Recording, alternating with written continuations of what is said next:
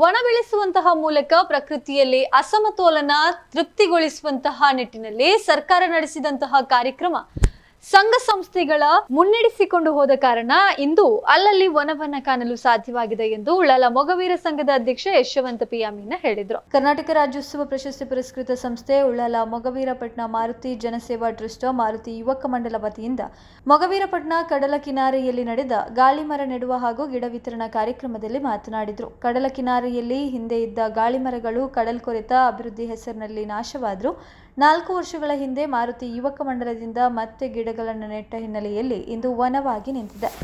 ಇಂತಹ ಸಣ್ಣ ಪ್ರಯತ್ನಗಳು ದೇಶಕ್ಕೆ ದೊಡ್ಡ ಕೊಡುಗೆಯಾಗಿ ಮಾರ್ಪಡುತ್ತದೆ ಎಂದು ಅಭಿಪ್ರಾಯಪಟ್ಟರು. ಇನ್ನು ಮಾರುತಿ ಯುವಕ ಮಂಡಲ ಮತ್ತು ಮಾರುತಿ ಜನಸೇವಾ ಸಂಘದ ಅಧ್ಯಕ್ಷ ಅನಿಲ್ ಚರಣ್ ಉಳ್ಳಾಲ್ ಅಧ್ಯಕ್ಷತೆ ವಹಿಸಿ ಗಿಡಮರಗಳು ಪರಿಸರ ರಕ್ಷಿಸುವ ನಿಟ್ಟಿನಲ್ಲಿ ಮಹತ್ವದ ಪಾತ್ರ ವಹಿಸುತ್ತದೆ. ಗಿಡಗಳನ್ನು ನೆಟ್ಟು ಪೋಷಿಸುವ ನಿಟ್ಟಿನಲ್ಲಿ ಸಂಘ ಸಂಸ್ಥೆಗಳ ಸಹಕಾರ ಅಗತ್ಯ ಇದ್ದು ಜವಾಬ್ದಾರಿ ಎಂದರು. ಶ್ರೀ ವ್ಯಾಘ್ರ ಚಾಮುಂಡೇಶ್ವರಿ ದೇವಸ್ಥಾನದ ಗುರಿಕಾರ ವಸಂತ ಮೀನ, ಮೊಗವೀರ ಹಿರಿಯ ಪ್ರಾಥಮಿಕ ಶಾಲೆಯ ಮುಖ್ಯ ಶಿಕ್ಷಕಿ ವನಜ, ಶಿವಾಜಿ ಜೀವರಕ್ಷಕ ಈಜುಗಾರರ ಸಂಘದ ಅಧ್ಯಕ್ಷ ಕಿರಣ್ ಪುತ್ರನ, ಪರಿಸರ ಪ್ರೇಮಿ ಮಾಧವ ಉಳ್ಳಾಲ್, ಮಾರುತಿ ಜನಸೇವಾ ಸಂಘದ ಗೌರವಾಧ್ಯಕ್ಷ ಕಿರಣ್ ಪುತ್ರನ, ಉಪಾಧ್ಯಕ್ಷ ಪ್ರಶಾಂತ್ ಬಿ ಉಳ್ಳಾಲ್, ಪ್ರಧಾನ ಸಂಚಾಲಕ ಸುಧೀರ್ ವಿ ಅಮೀನ, ಮಾಜಿ ಅಧ್ಯಕ್ಷರುಗಳು, ಪದಾಧಿಕಾರಿಗಳು ಹಾಗೂ ಸದಸ್ಯರು ಉಪಸ್ಥಿತರಿದ್ದರು.